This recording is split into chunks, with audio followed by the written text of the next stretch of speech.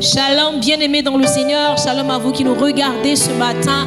Shalom dans vos demeures. Shalom dans tout ce que vous êtes en train de faire. Que la paix du Seigneur puisse vous remplir pleinement, pleinement, pleinement. Shalom à tous ceux qui sont dans la technique. Shalom à Livia. Shalom à Laure. Gloire à notre Dieu. Nous sommes encore réunis ce matin autour du nom de Jésus. Nous sommes réunis ce matin pour lui rendre la gloire. Nous sommes ce matin pour célébrer le Seigneur, pour ses merveilles, pour ses merveilles. Gloire à notre Dieu. J'aimerais lire un passage qui se trouve dans le psaume 27. La Bible déclare: l'Éternel est ma lumière et mon salut. De qui aurais-je crainte? L'Éternel est le soutien de ma vie. De qui aurais-je peur? Quand des méchants s'avancent contre moi, le verset 2, pour dévorer ma chair, ce sont mes persécuteurs et mes ennemis qui chancellent et tombent. Si une armée se campait contre moi, mon cœur n'aurait aucune crainte. Si une guerre s'élevait contre moi, je serai malgré cela plein de confiance. Alléluia. J'aimerais nous inviter ce matin à considérer les bienfaits de Dieu. Son amour qui jamais ne manque, sa protection qui est toujours là. Nous voulons élever nos voix ce matin avant de chanter pour dire merci à Dieu pour la grâce d'être son peuple, pour la grâce d'être vivant, pour la grâce de faire partie de ceux qui le louent. Alors élevons nos voix, prions. Seigneur, ce matin, je viens te bénir.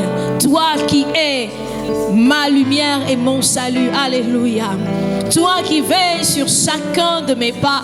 Toi qui, chaque jour, me manifeste ton amour et ta bonté. Je viens ce matin avec mes frères et sœurs pour te dire merci. Merci pour la vie. Merci pour ton amour. Nous sommes là pour te célébrer et nous voulons chanter que là, dans ta présence, lorsque nous arrivons dans ta présence, nous sommes si émerveillés, émerveillés. Et nous voulons t'offrir nos Alléluia. Nous voulons t'offrir nos Hosanna. Nous voulons t'offrir, oh Dieu, des expressions de nos cœurs. Merci, merci, merci d'être notre Dieu. Et laisse que notre louange arrive jusqu'à toi pour te célébrer, pour t'adorer. Nous sommes là, émerveillés en ta présence. Gloire à Dieu. Alléluia. J'aimerais vous inviter à chanter avec nous ce matin, librement là où vous trouvez. Gloire à Dieu. Nous sommes émerveillés en sa présence.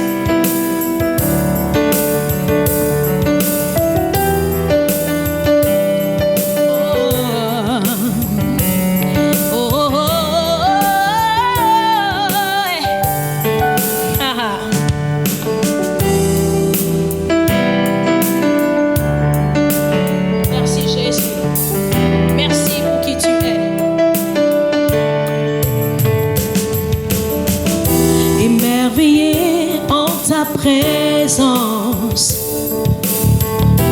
rien ne t'est impossible.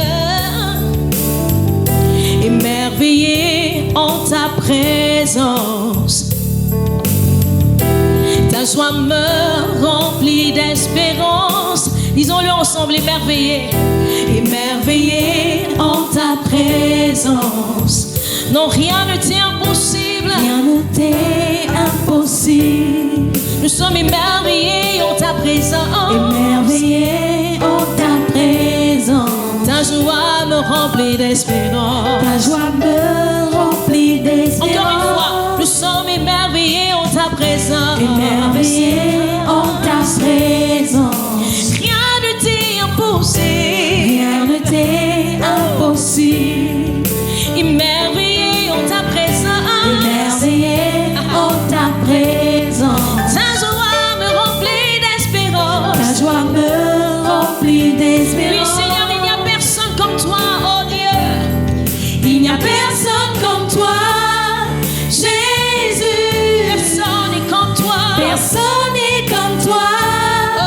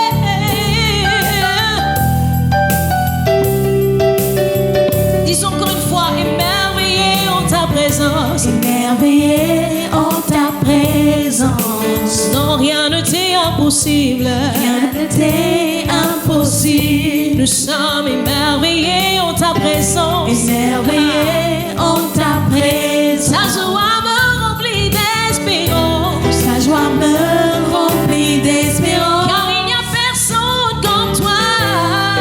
Il n'y a personne comme toi. Jésus. Personne n'est comme toi. Personne n'est comme toi. Sur toute la terre. Sur toute la Il n'y a terre. personne comme toi. Personne comme toi. Jésus.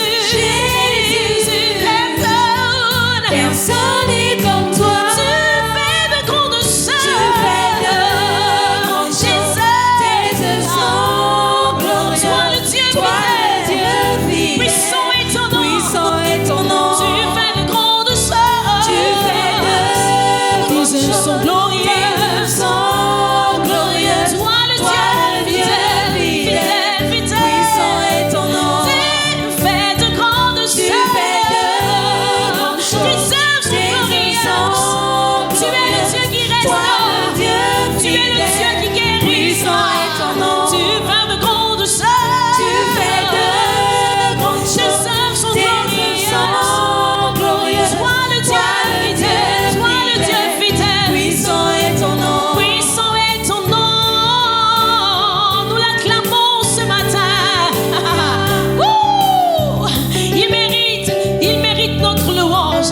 Yeah! Est-ce qu'on peut dire Alléluia, Alléluia? Alléluia, Alléluia, Hey! Alléluia, Alléluia, Yeah, yeah! Alléluia, Alléluia. Puissant! Puissant est ton nom. Alléluia, Alléluia, Alléluia! Alléluia, Alléluia, Yeah, yeah! Alléluia, Alléluia. Puissant est ton nom. Puissant est ton nom. Alléluia. Alléluia, Alléluia, Alléluia. Alléluia, Alléluia, Alléluia. Alléluia, Alléluia. Puissant. Puissant est ton nom. Alléluia. Alléluia, Alléluia, Alléluia. Alléluia, Alléluia, Alléluia. Alléluia, Alléluia.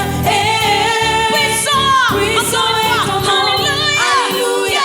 Alléluia, Alléluia, Alléluia. Alléluia, Alléluia, Alléluia. Alléluia, Alléluia. Puissant. Puissant est ton nom. Puissant est ton nom. Puissant est ton nom. Puissant est ton nom. Puissant est ton nom. Puissant est ton nom. Puissant est ton nom. Puissant est ton nom. Puissant est ton nom. Puissant est ton nom. Puissant est ton nom. Puissant est ton nom. Puissant est ton nom. Élevé est ton nom. Élevé est ton nom. Élevé est ton nom. Élevé Au-dessus est de ton tout. nom. Élevé est ton nom. Élevé est ton nom. Élevé est ton nom. Élevé est ton nom. Élevé est ton nom. Élevé est ton nom. Élevé est ton nom. Élevé est ton nom. Majestueux est ton nom. Majestueux est ton nom. Majestueux est ton nom. Majestueux Le nom de est Jésus. ton nom. Majestueux est ton nom. Majestueux est ton nom. Majestueux est ton nom. Majestueux est ton nom. Majestueux est ton nom. Majestueux est ton nom. Majestueux est ton nom. Majestueux est ton nom. Tu fais de grandes choses. Tes œuvres sont Tes œuvres sont glorieuses. Toi le Dieu fidèle. Puissant est ton nom. Puissant est ton nom. Tu fais de grandes choses. Tu fais de grandes choses. Tes œuvres sont Tes œuvres sont glorieuses. Toi le Dieu. Toi le Dieu fidèle. Puissant. Puissant est ton nom. Tu fais de grandes choses. Tu fais de grandes choses. Tes œuvres sont Tes œuvres sont glorieuses. Tu es le Dieu Toi le fidèle. Dieu fidèle. Puissant est ton Puissant nom. est ton nom. Alléluia. Tu fais de grandes choses. Tu fais des merveilles.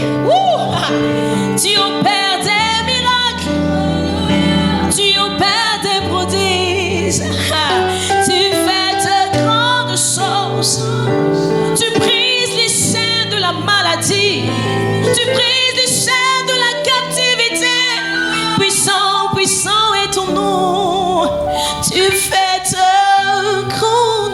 choses. Tes œuvres sont glorieuses.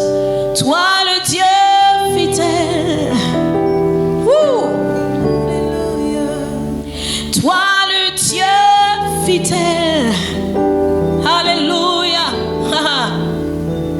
Toi le Dieu fidèle. Oh, je vous invite ce matin à célébrer le Seigneur. Toi le Dieu fidèle. Alors je vous invite à considérer la bonté de Dieu et comprendre qu'il est le Dieu fidèle. Même si vous passez par un moment difficile, je vous assure, Dieu est fidèle. Toi le Dieu fidèle. Même si c'est difficile, vous n'avez pas de réponse. Dieu est fidèle. Toi le Dieu fidèle. Toi le Dieu fidèle. Oh, toi le Dieu fidèle.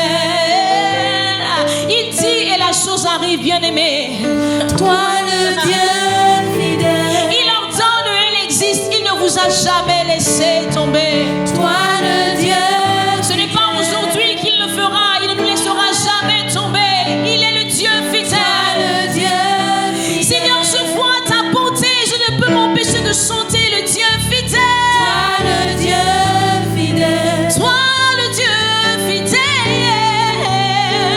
Toi le Dieu puissant. Puissant est ton nom. Alléluia.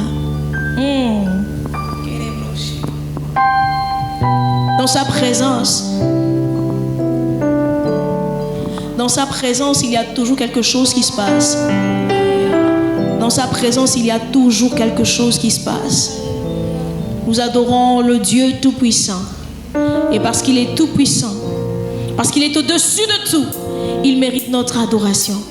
Parce qu'il est au-dessus de tout, il mérite que nous nous arrêtions pour lui rendre la gloire. Toute la gloire, toute la gloire. Alléluia. Dieu Tout-Puissant, Dieu de gloire, oh nous t'adorons. Dieu Tout-Puissant, Dieu de gloire, oh nous t'adorons.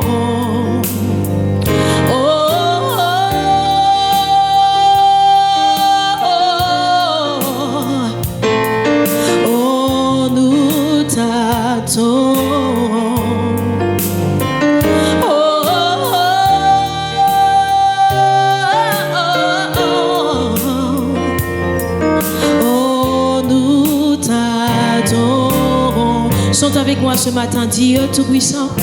Dieu Tout-Puissant, Dieu de gloire, oh nous t'adorons.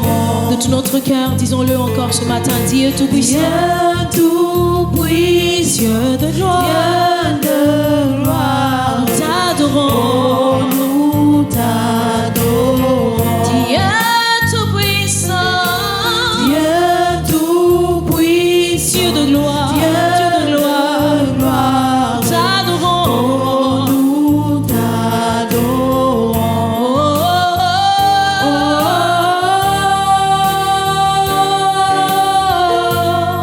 Nous t'adorons, yeah. Oh, nous t'adorons. Oh,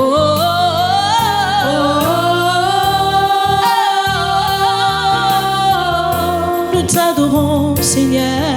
Oh, nous t'adorons. Dieu Tout-Puissant, Dieu Tout-Puissant, Dieu de gloire, oh nous t'adorons. Tu es le Dieu Tout-Puissant, Adonai. Dieu Tout-Puissant, El Shaddai. Dieu de gloire, Nous t'adorons. oh nous t'adorons.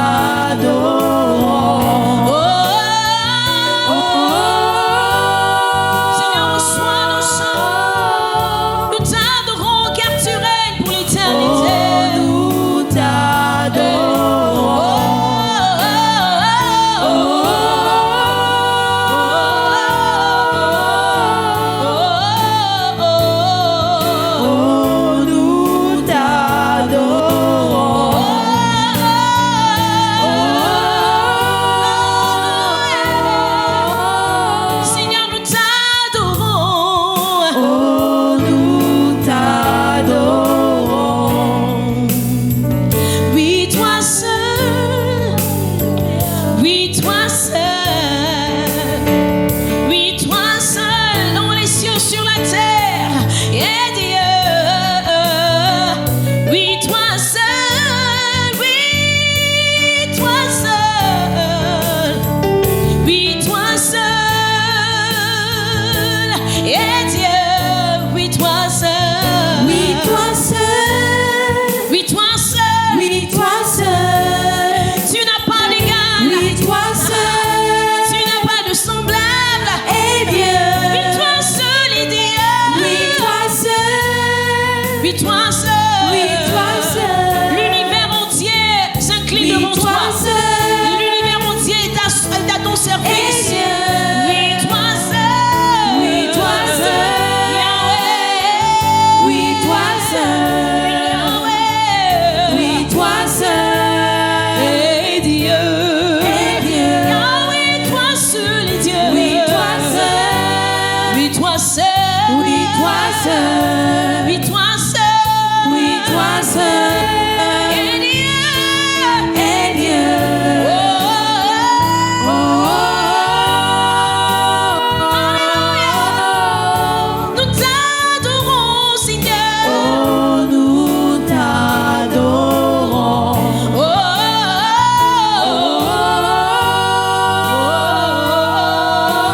Oh, Seigneur, nous t'adorons, nous t'adorons.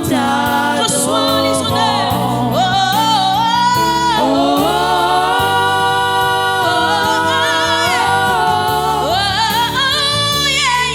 Oh, Nous t'adorons.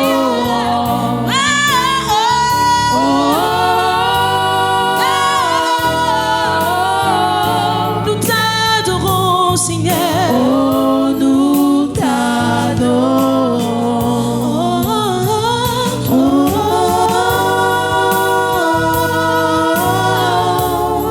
Nous t'adorons, Seigneur. Oh, nous t'adorons.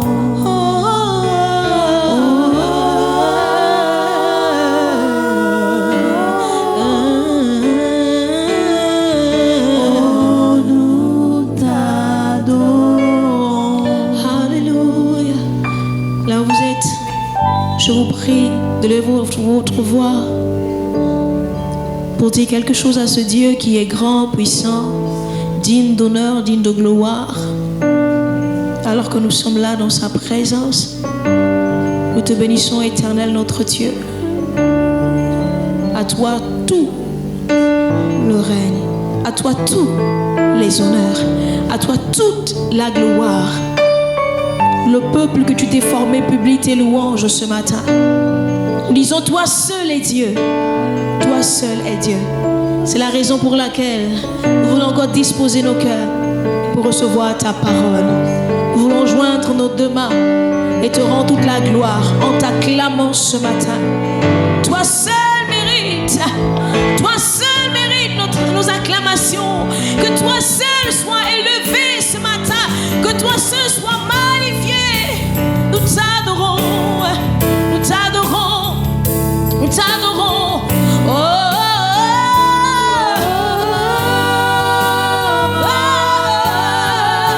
nous t'adorons, Seigneur. Nous t'adorons.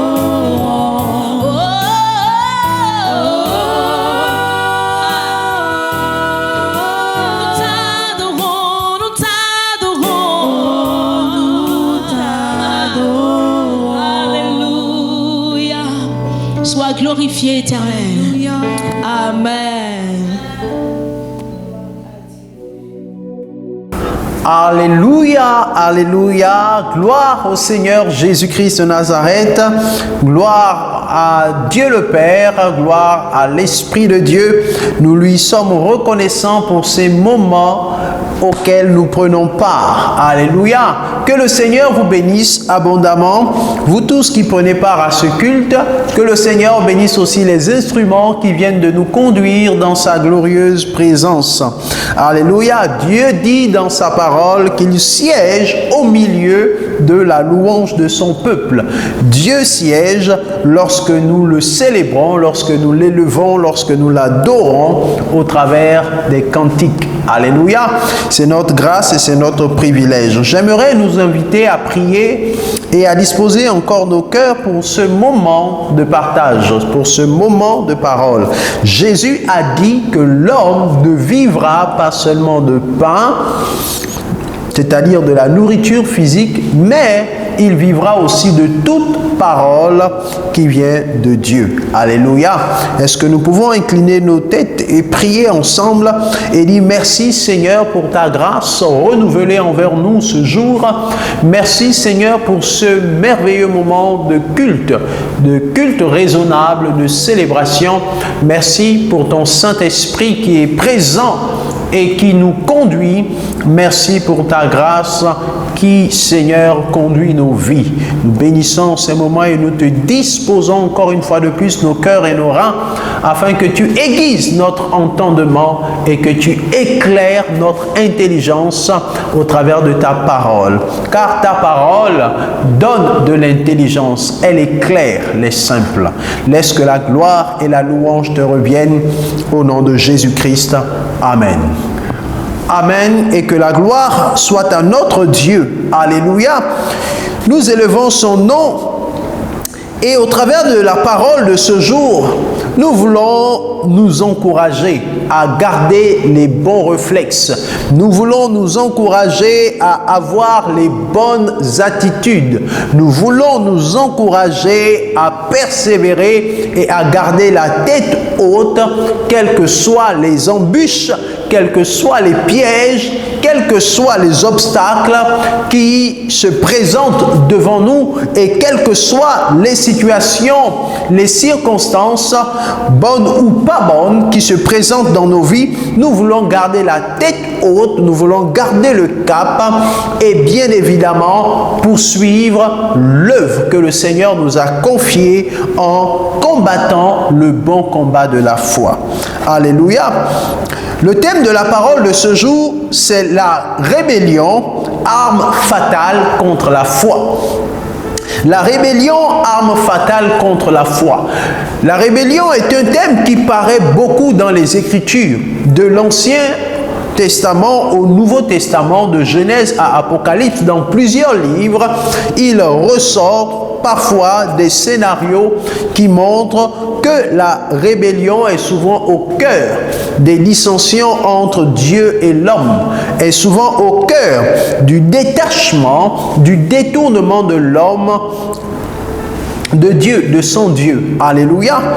La rébellion, arme fatale contre la foi. Pourquoi est-ce que nous voulons parler de la rébellion comme arme fatale contre la foi? Parce que la lecture des Écritures et l'expérience aussi de la vie chrétienne quotidienne nous montre que c'est la principale arme que l'ennemi de nos âmes utilise pour nous empêcher de grandir dans notre relation avec Dieu. C'est la principale arme que l'ennemi de nos âmes, le diable, utilise pour détourner les enfants de Dieu et les empêcher de s'accomplir en Christ notamment. Alléluia. Et donc, elle touche aussi bien les non-chrétiens. D'ailleurs, ceux qui n'ont pas encore reçu Jésus dans leur vie sont systématiquement dans la rébellion. Parce que la parole de Dieu dit que les rebelles n'hériteront pas le royaume de Dieu. C'est-à-dire tous ceux-là qui auront refusé Christ, qui se seront opposés au message de Christ et qui ne l'auront pas accepté, la parole de Dieu les considère déjà comme des rebelles. Mais on constate aussi que les enfants de Dieu, quand bien même ils connaissent Dieu, peuvent parfois se retrouver dans des situations conflictuelles avec Dieu. Alléluia. Et plonger parfois dans la rébellion vis-à-vis de Dieu. Et c'est parfois dommage parce que les grâces de Dieu, quelquefois, se détournent. Alléluia. Je voudrais que l'on lise l'histoire d'une dame merveilleuse. Et au travers de l'histoire de cette dame, nous comprendrons davantage où est-ce que nous voulons en venir et qu'est-ce que nous visons comme objectif au travers de ce message. 1 Samuel, chapitre Nous pouvons lire du verset 1 au verset 20 pour mieux comprendre le contexte de l'histoire. C'est une histoire que plusieurs connaissent assurément pour avoir déjà écouté, pour avoir déjà lu cette histoire dans les Écritures. Il s'agit de l'histoire de Anne. Anne, la mère de Samuel. 1 Samuel chapitre 1, du verset 1 au verset 20. Il est écrit ceci. Il y avait un homme de Ramathaïm Tsophim, de la montagne d'Éphraïm, nommé Elkana, fils de Jéroam, fils d'Élihu, fils de Tohu, fils de Touf, Éphratien. Il avait deux femmes, dont l'une s'appelait Anne et l'autre Pénina. Pénina avait des enfants, mais Anne n'en avait point. Chaque année, cet homme montait de sa ville à Silo pour se prosterner devant l'Éternel des armées et pour lui offrir des sacrifices. Là se trouvaient les deux fils d'Éli, Ophni et Phiné, sacrificateurs de l'Éternel. Le jour où Elkana offrait son sacrifice, il donnait des portions à Pénina, sa femme, et à tous les fils et à toutes les filles qu'il avait d'elle. Mais il donnait à Anne une portion double, car il aimait Anne que l'Éternel avait rendue stérile. Sa rivale lui prodiguait les mortifications pour la porter à s'irriter de ce que l'Éternel avait rendu l'avait rendu stérile.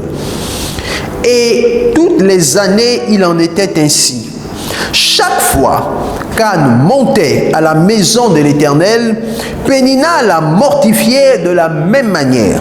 Alors elle pleurait et ne mangeait point. Elkana, son mari, lui disait: Anne, pourquoi pleures-tu? Et ne manges-tu pas? Pourquoi ton cœur est-il attristé? Est-ce que je ne vaux pas pour toi mieux que 10 fils? Anne se leva après que l'on eut mangé et bu à Silo. Le sacrificateur Élie était assis sur un siège, près de l'un des poteaux du temple de l'Éternel. Et l'amertume dans l'âme, elle pria l'Éternel et versa des pleurs. Elle fit un vœu en disant: Éternel des armées, si tu daignes regarder l'affliction de ta servante, si tu te souviens de moi et n'oublie point ta servante, et si tu donnes à ta servante un enfant mâle, je le consacrerai à l'Éternel pour tous les jours de sa vie, et le rasoir ne passera point sur sa tête. Comme elle restait longtemps en prière devant l'Éternel, Élie observa sa bouche. Anne parlait dans son cœur et ne faisait que remuer les lèvres, mais on n'entendait point sa voix. Élie pensa qu'elle était ivre, et il lui dit: Jusque à quand seras-tu dans l'ivresse? Fais passer ton vin. Anne répondit: Non, mon Seigneur, je suis une femme qui souffre en son cœur, et je n'ai bu ni vin, ni boisson enivrante. Mais je répandais mon âme devant l'Éternel. Ne prends pas ta servante pour une femme pervertie, car c'est l'excès de ma douleur et de mon chagrin qui m'a fait parler jusqu'à présent. Élie reprit la parole et dit: Va en paix, et que le Dieu d'Israël exauce la prière que tu lui as adressée. Elle dit: Que ta servante trouve grâce à tes yeux. Et cette femme s'en alla. Elle mangea, et son visage ne fut plus le même. Il se lève de bon matin, et après s'être prosternés devant l'Éternel, ils s'en retournèrent et revinrent dans leur maison à Rama. Elkana connut Anne, sa femme, et l'Éternel se souvint d'elle. Dans le cours de l'année, Anne devint enceinte, et elle enfanta un fils qu'elle nomma Samuel, car, dit-elle, je l'ai demandé à l'Éternel. Amen. Voici l'histoire de Anne, la mère de Samuel. la Bible nous dit que Anne avait une coépouse qui s'appelait Pénina. Les deux étaient mariés à Elkana. Pénina avait des enfants, des fils et des filles, mais Anne n'en avait point. Et pendant des années, Anne est restée stérile. Et le texte nous informe même que Dieu avait rendu Anne stérile. Et souvent, Pénina mortifiait Anne. Mortifier Anne, c'était en fait lui adresser des paroles méchantes. C'était lui adresser des paroles blessantes, des paroles méprisantes, des paroles humiliantes. Parce qu'elle avait pour objectif de mortifier son âme. Elle avait pour objectif de la frustrer davantage. Elle avait pour objectif de l'emmener à l'amertume. Et donc, faire en sorte que son âme soit dans la tristesse. Et chaque année, Pénina se moquait de Anne parce que Anne n'avait pas d'enfant. Dieu l'avait rendue stérile. En réalité, elle ne savait pas pourquoi Dieu l'avait rendue stérile. Le texte nous dit bien que Dieu l'avait rendue stérile. Mais en réalité, c'était pour mieux la préparer à la naissance du prophète Samuel, qui allait devenir un grand prophète en Israël. Chaque fois que Dieu prépare une grande bénédiction dans la vie d'une personne, cette grande bénédiction peut être précédée par des moments troubles. Chaque fois que Dieu prépare une grande bénédiction dans la vie d'une personne, cette grande bénédiction peut être précédée par des moments difficiles. Cette grande bénédiction peut être précédée par des moments tumultueux. Cette grande bénédiction peut être précédée par des périodes de désert, de disette et de complications. La vérité, c'est que Dieu prend le temps de préparer les grandes choses. Alléluia. Dieu prend le temps de préparer les grandes choses. Nous reviendrons sur ces aspects, mais ce n'est pas ce qui nous intéresse le plus. Ce qui nous intéresse le plus, c'est l'attitude de Pénina dans cette histoire. La rébellion, arme fatale contre la foi. Lorsqu'on examine de près l'attitude de Pénina, il y a quand même des questions qui viennent dans notre esprit. Et j'aimerais que chacun de nous, au travers de ce message, examine sa vie et se pose les bonnes questions lorsque la personne se trouve dans les moments de combat, se trouve dans des moments difficiles, dans des calvaires, dans des tragédies, dans des périodes de désert. Alléluia. Il faut se poser les bonnes questions et pouvoir agir avec sagesse pour traverser ces périodes de désert, pour traverser ces périodes chaotiques et pouvoir ensuite voir la lumière de Dieu apparaître. Alléluia. Les versets clés de ce message se trouvent dans les versets 5 à 7. Ou on peut même prendre les versets 6 et 7. Mais j'aime bien prendre les versets qui précèdent pour permettre de bien comprendre le contexte dans lequel on parle. Je vais relire du verset 4 au verset 7. Il est écrit que le jour où Elkana offrait son sacrifice, il donnait des portions à Pénina, sa femme, et à tous ses fils et à toutes les filles qu'il avait d'elle. Mais il donnait à Anne une portion double, car il aimait Anne que l'Éternel avait rendue stérile. L'information importante à retenir ici, c'est que l'Éternel avait rendu stérile. Et Elkana offrait une double portion du sacrifice qui était offert à Anne et non pas à Pénina.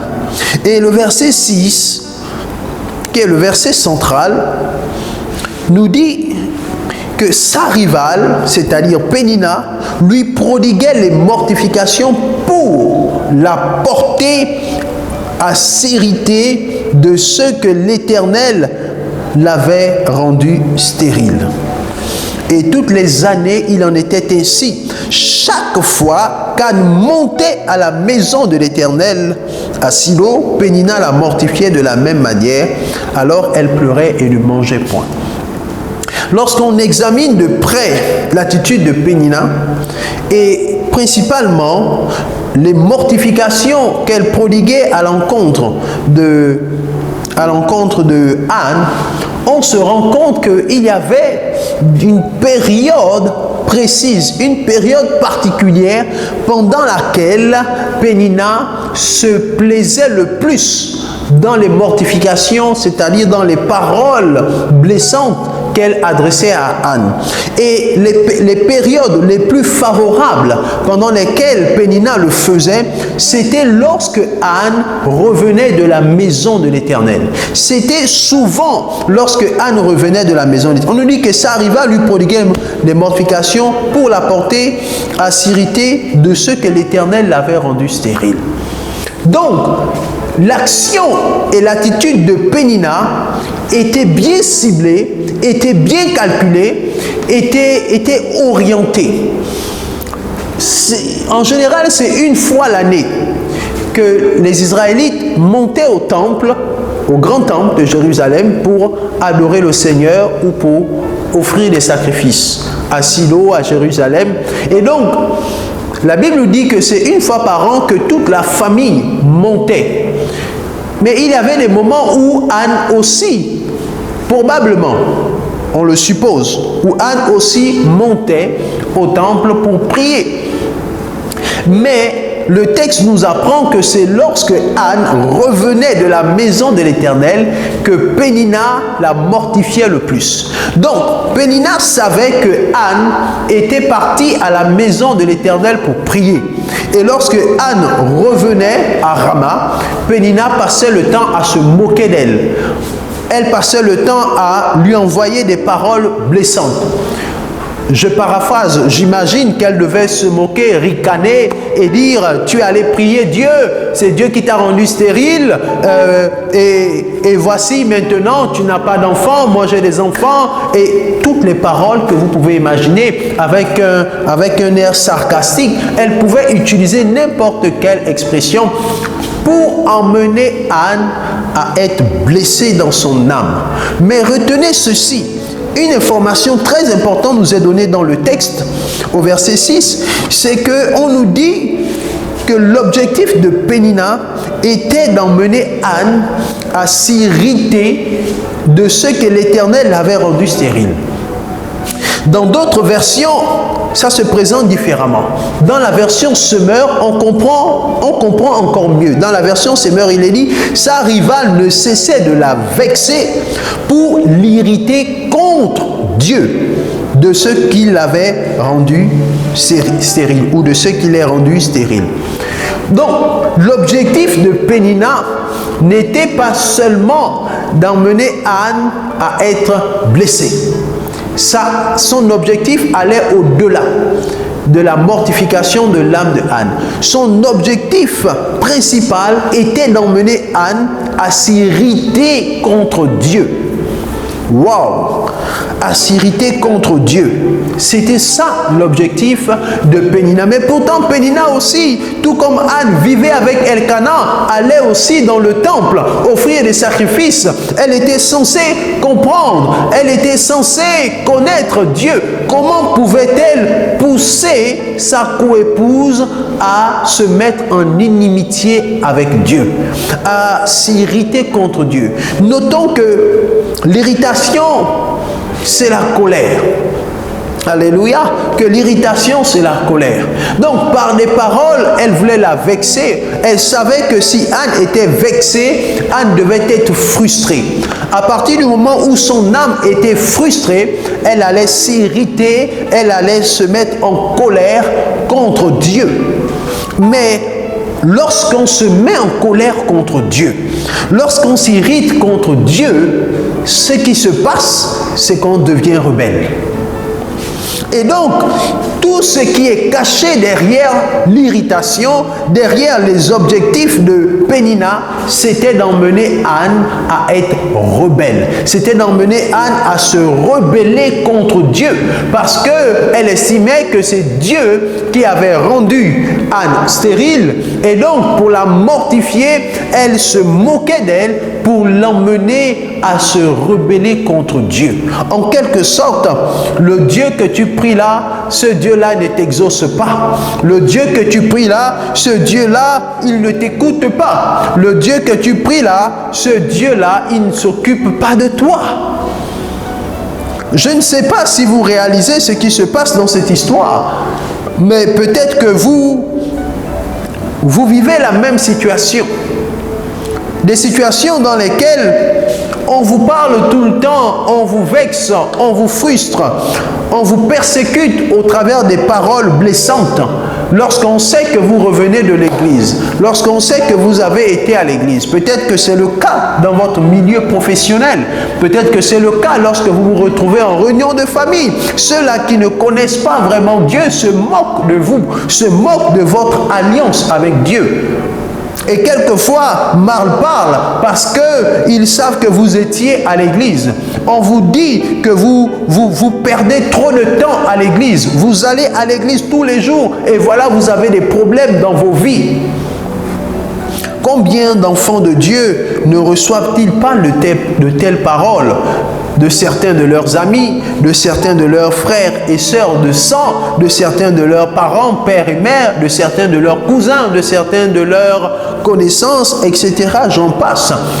La plupart du temps, lorsque les gens ne connaissent pas Dieu, ils ont tendance à pousser ceux-là qui croient en Dieu, ils ont tendance à pousser ceux qui ont une alliance avec Dieu, ils ont tendance à les pousser dans la rébellion contre leur Dieu. Et en ce moment, si vous n'avez pas la sagesse de Anne, en ce moment, si vous n'avez pas la tempérance, si vous n'avez pas la maîtrise de soi, vous vous trompez d'adversaire et vous vous mettez à combattre le mauvais combat au lieu de combattre le bon combat de la foi. Parce que la vérité, comme l'apôtre Paul dit, nous n'avons pas à lutter contre la chair et le sang, mais contre les dominations. Derrière des attitudes, comprenons qu'il y a des esprits qui agissent. Et quelquefois, les gens agissent comme étant sensés, mais ils sont plutôt poussés par des esprits impurs. Pénina avait pour objectif d'emmener Anne à se rebeller contre Dieu. Qui est le père de la rébellion, si ce n'est Satan? Et on voit dans d'autres écritures que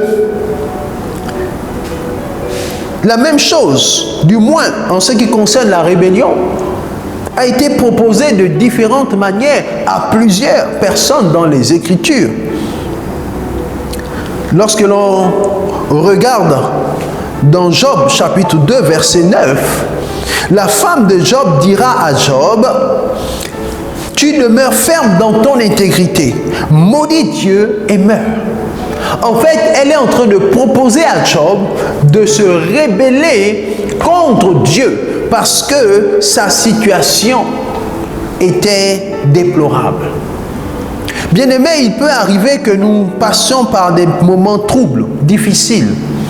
Et même parfois, on ne sait pas parfois ce qui est à l'origine, mais on a comme l'impression que le ciel est noir au-dessus de notre tête et que le mauvais jour est arrivé. Et c'est pendant ces moments-là que parfois il nous est proposé, comme la femme de Job a proposé à son mari, de nous rebeller contre Dieu. Elle dit à son mari: maudis Dieu et meurs, au lieu de rester dans ton intégrité et de souffrir comme tu es en train de souffrir. Vaut mieux maudire Dieu et mourir. Sans savoir, quand elle était en train de pousser son mari à se rebeller contre Dieu, à laisser la rébellion prendre place. Mais une fois la rébellion prend place, la rébellion c'est l'arme fatale. Une fois la rébellion a pris place, alors on n'est plus capable d'obéir à Dieu. Alors on n'est plus capable de faire la volonté de Dieu. Tout ce que l'on fait, on le fait avec colère contre Dieu.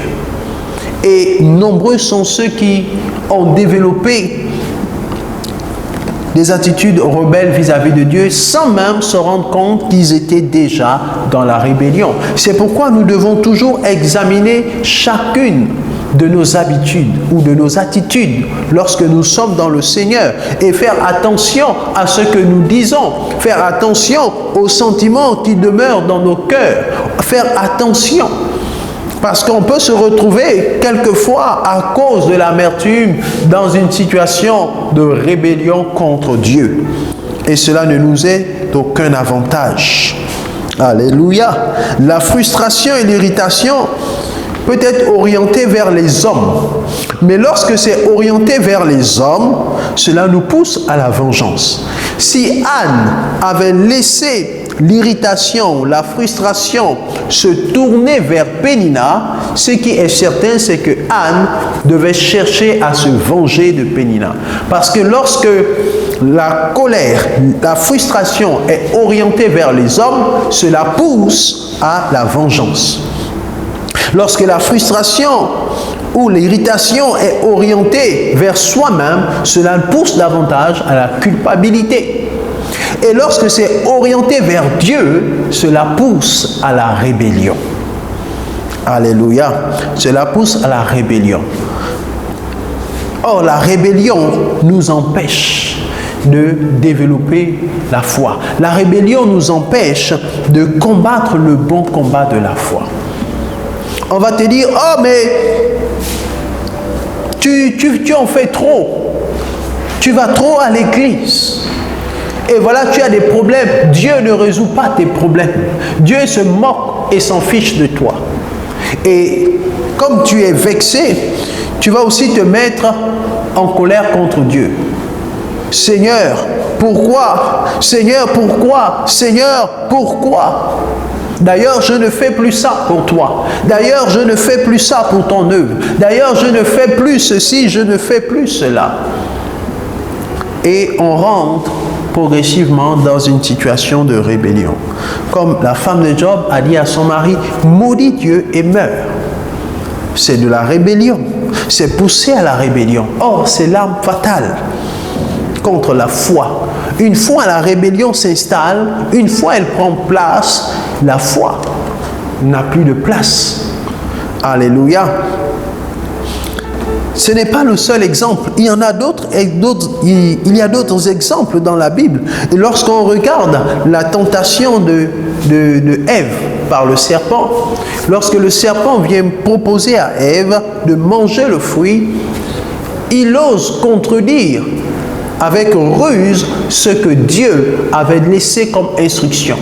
Il dit à la femme, Dieu a-t-il réellement dit? Et ensuite, il développe et il fait comprendre à la femme que non, la vérité c'est que si vous mangez du fruit de la connaissance du bien et du mal, votre intelligence s'ouvrira. C'était en partie vrai, mais il n'a pas dit les conséquences. Il n'a pas dit que ça devait les conduire à la mort. Pourtant, Dieu avait avisé l'homme. Mais Satan a réussi à emmener Ève à se mettre dos à dos avec Dieu, à se mettre en inimitié. Et c'est de la rébellion. Parce que Satan est le père de la rébellion. C'est par la rébellion que lui-même a été éjecté de la présence de Dieu. Et il essaie par tous les moyens de communiquer cet esprit de rébellion aux hommes pour empêcher les hommes de demeurer dans une alliance avec Dieu, pour empêcher les hommes de se rapprocher de Dieu afin de pouvoir les garder. Alléluia. L'objectif du diable est d'emmener l'homme à se rebeller contre Dieu et à perdre le bon combat de la foi. Et vraiment, j'aimerais nous encourager aujourd'hui à comprendre que vaut mieux encore le doute comme opposition à la foi. Parce que le doute est moins problématique. Le doute est un état d'incertitude. Est-ce que c'est vrai ou est-ce que c'est pas vrai? Est-ce que c'est bien ou est-ce que c'est pas bien? Est-ce que j'ai bien entendu Dieu ou est-ce que je n'ai pas bien entendu? Est-ce que ça se comprend? Le doute encore se comprend. Mais la rébellion est une opposition systématique à la foi d'un enfant de Dieu. À la foi d'un enfant de Dieu. Gloire soit rendue à Dieu. Anne ne s'est pas rebellée contre Dieu. Anne ne s'est pas frustrée et ne s'est pas tournée vers Pénina pour se venger. Quand bien même elle était mortifiée dans son âme, la Bible dit que chaque fois que Pénina la mortifiait de cette manière chaque année, alors Anne pleurait et elle ne mangeait pas. Elle restait affamée. Donc, oui, son âme était frustrée. Mais elle n'a pas laissé cette frustration détruire sa relation avec Dieu. Au contraire, elle a eu la sagesse. Elle s'est rapprochée de Dieu et elle est allée demander à Dieu comment le dire? Elle a demandé à Dieu de répondre favorablement à son besoin d'enfant et ensuite elle allait le consacrer à Dieu. Et Dieu a dit, waouh, voilà ce que j'attendais. Ce que j'attendais, ce n'était pas des attitudes de rébellion.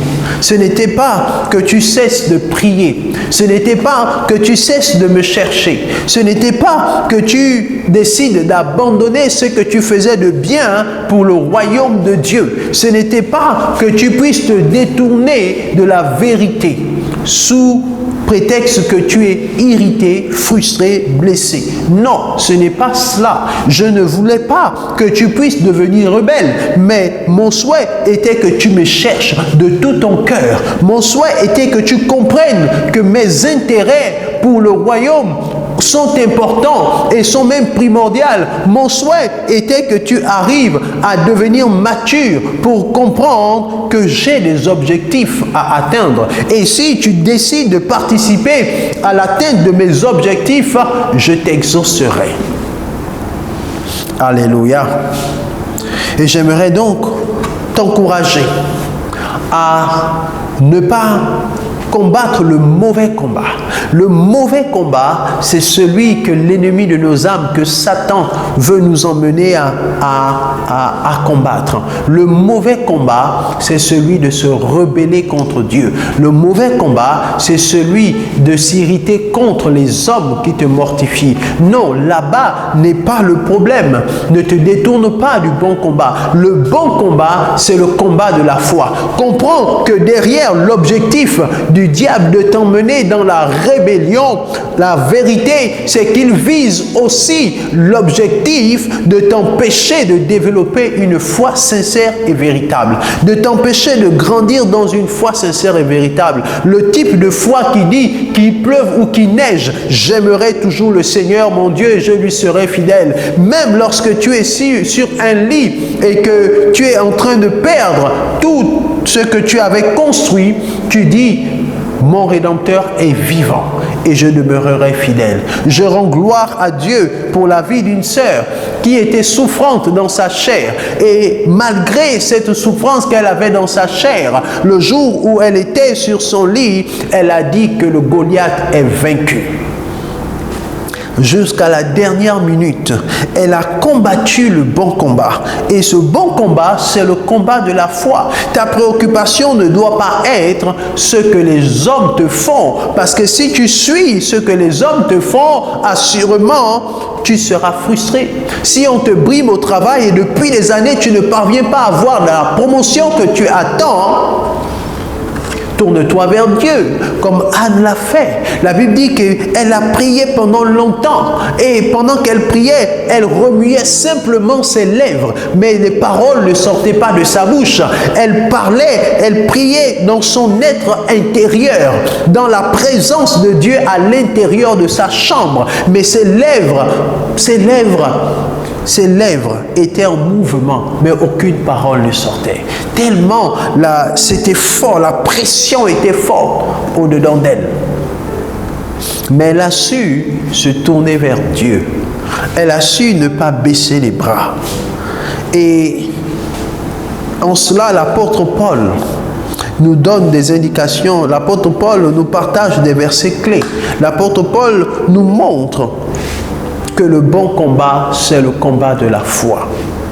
1 Timothée chapitre 4, verset 10 dit ceci: nous travaillons en effet et nous combattons parce que nous mettons notre espérance dans le Dieu vivant, qui est le sauveur de tous les hommes, principalement des croyants.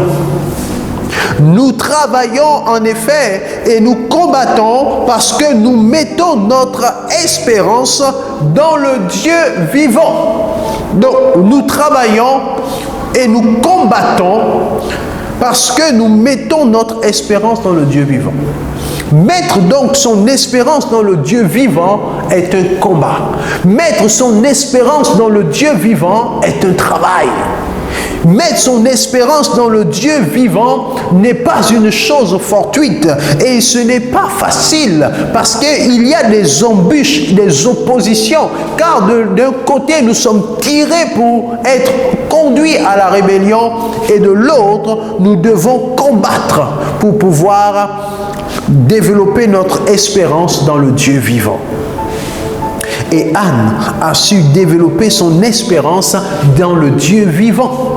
Elle a su combattre le bon combat qui est le combat de la foi. La foi, c'est exactement cela. C'est mettre son espérance dans le Dieu vivant. Qu'il pleuve ou qu'il neige, que les jours soient ensoleillés ou sombres, il faut garder son espérance dans le Dieu vivant.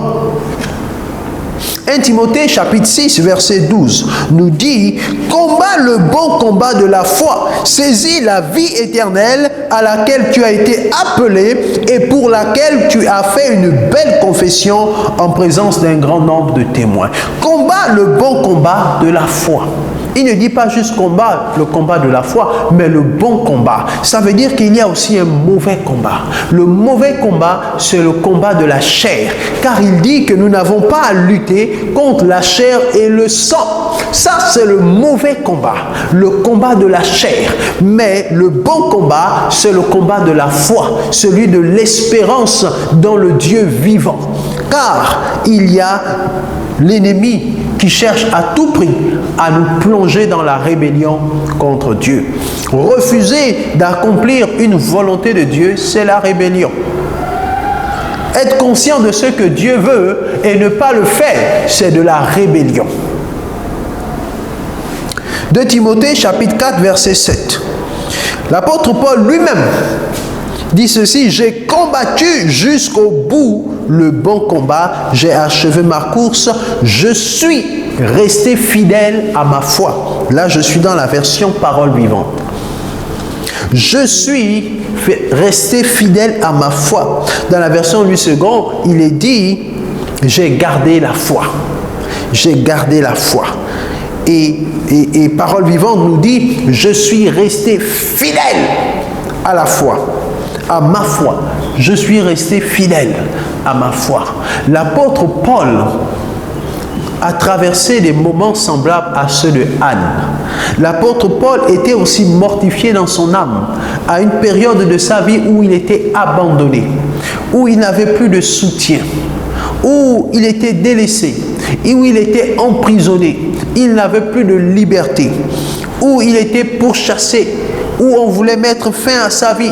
Il a traversé des calvaires et des calvaires. Et à la fin, il dit: je suis resté fidèle à ma foi. Or, plusieurs fois, l'apôtre Paul avait probablement l'occasion de renier sa foi. Lorsque la mort et les dangers se présentaient devant lui, il avait la possibilité de renier sa foi. Mais il est resté fidèle. Et en cela, il a vaincu. Il a combattu le bon combat et il a réussi. Je veux t'encourager à garder la tête haute. Je veux t'encourager à garder le cap comme Anne, à adopter la bonne attitude, celle d'aller vers Dieu et de parler avec Dieu, celle d'aller vers Dieu et de chercher à comprendre le cœur de Dieu et ce qui ferait le plus plaisir à Dieu, de garder la bonne attitude face aux situations qui sont parfois dirigées par des mains invisibles de l'ennemi et qui ont pour objectif de nous emmener dans la rébellion contre Dieu. Alléluia. Remets-toi au travail. Si tu avais décidé d'abandonner l'église et de ne plus aller au culte, change de décision, change de direction. Reviens à ton premier amour. Reviens à ton amour de jeunesse. Ne délaisse pas ta foi et ne t'irrite pas contre Dieu de ce que tu n'as pas eu ceci, de ce que les autres ont ceci, de ce que tu n'as pas obtenu ceci, de ce que les autres, eux, l'obtiennent, de ce que tu n'as pas vu des choses se réaliser dans ta vie, que tu vois ou que tu ne vois pas. Sois conscient que tu es dans le bon combat de la foi ou dans le mauvais combat de la chair. Alléluia. Que le Seigneur nous fortifie et ne fait pas attention à ceux-là qui ont fait profession d'être rebelles, à ceux qui ont fait profession de renier Dieu. Alléluia. Refuse l'attitude de la femme de Job. Refuse l'attitude de Ève. Refuse de céder à la persécution de Pénina. Refuse de développer l'irritation contre Dieu, car Pénina voulait emmener Anne à s'irriter contre Dieu. Mais Anne, au lieu de s'irriter contre Dieu, a su parler avec son Père, a su parler avec son Dieu. Alléluia, a compris les intérêts de Dieu, a mis les intérêts de Dieu en premier plan dans sa vie, en faisant la promesse à Dieu de lui redonner le fils que Dieu lui donnerait. Et en cela, Dieu s'est réjoui et Dieu a décidé d'exaucer la prière de Anne. Dieu t'exaucera. Alléluia. Assurément, Dieu t'exaucera, mais sois fidèle, combat le bon combat de la foi et ne laisse pas la rébellion, l'arme fatale, te déstabiliser. Garde la foi, combat le bon combat et tu verras la gloire de Dieu. Tu recevras la couronne de vie. Alléluia. Que le Seigneur nous bénisse et qu'il vous donne la force de poursuivre son œuvre, l'œuvre qu'il vous a confiée dans sa maison.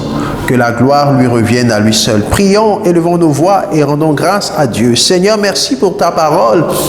Merci de ce que tu nous exhortes en ce jour. Tu nous parles, tu nous conseilles afin que nous puissions adopter les bonnes attitudes, les bonnes habitudes afin de pouvoir combattre le bon combat et ne pas nous laisser entraîner dans les ruses et les pièges du diable. Seigneur, merci pour ta grâce dans nos vies. Nous nous remettons entre tes mains et nous te remercions encore pour l'esprit de persévérance que tu nous accordes au nom de Jésus-Christ. Amen. Que le Seigneur vous bénisse. À très bientôt pour un prochain culte. Gloire et louange à notre Dieu. Amen.